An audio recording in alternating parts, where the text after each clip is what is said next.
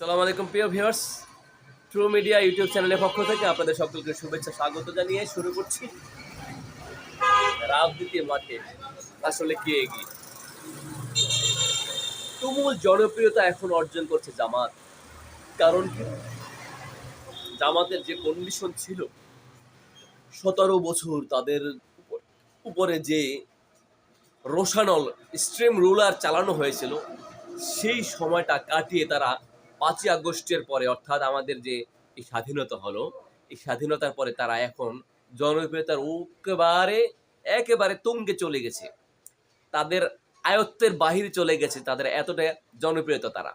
কিন্তু ফলক্রমে আপনারা দেখতে পাবেন বিএনপির কন্ডিশন, যে 17 বছর তাদের উপরে যে জেল, জরিমানা, নির্যাতন, তাদের রাহাজানি, তাদের উপরে যে প্রেশার ছিল স্বাধীনতার পরে, অর্থাৎ 5ই আগস্টের পরে তাদের কিন্তু জনপ্রিয়তা জামাতের চেয়ে তুঙ্গে ছিল। কিন্তু এখন ক্রমান্বয়ে ফলক্রমে তাদের ভিতরে কিছু কর্মী আছে, যেসব কর্মীরা স্বচ্ছ না, যেসব কর্মীরা সৎ নয়, আদর্শের মধ্যে নাই, ওইসব আদর্শহীন কর্মীগুলো যদি জনাব তারেক রহমান এখন বাংলাদেশে এসেছে, এখন সেগুলো জুটের মতো, রাবিশের মতো, আবর্জনার মতো ফেলে দেয়, তাহলে তাদের যে রাজনীতিটা আবার সেই তুঙ্গে উঠে যাবে।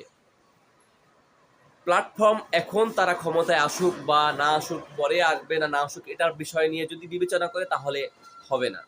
এটা বিবেচনা করতে হবে যে আমি আগে আদর্শজনিত এবং সৎ মানুষগুলো রাজনীতিতে রাখবো।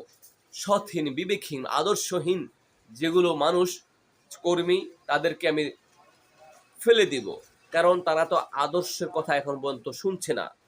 যেহেতু তাদেরকে ফেলে দিল, তাহলে এটা যদি তখন স্ট্রং হয়, তাহলে শতাব্দীর পর শতাব্দীও ক্ষমতা থাকা সম্ভব। আমার ছোট্ট মেধায় অ্যানালাইসিসে আমি যেটা বুঝতে পারলাম, কারণ 85 বছর হলো এই রাজনীতির মাঠে জামাত টিকে আছে। একটাই কারণ, সেটা ওদের আদর্শ, ওদের আনুগত্য, ওদের সিস্টেমেটিক এই গুণাবলীর কারণে, রেসপেক্টের কারণে তারা এখন পর্যন্ত রাজনীতির মাঠে টিকে আছে। আর যখন তারা কখনো ক্ষমতায় যাবে, তাহলে ইরানের মতো দেখবেন, এবং ঐতিহাসিকভাবে এই যে যখন তুরস্কের যে একটা সময় ক্ষমতাধর ছিল মুসলিম বিশ্বের, শতাব্দীর পর শতাব্দী, 500-700 বছর ক্ষমতা একত্রে, এভাবে তারা থাকবে। কারণ তাদের তো আদর্শভাবে তারা গড়ে নিছে। তো আমি চাই প্রত্যেকটা দল আদর্শভাবে গড়ে উঠুক। আদর্শভাবে গড়ে উঠলে এই দেশটা সুন্দর হবে এবং জনগণ তার প্রাপ্য অধিকার বুঝে পাবে।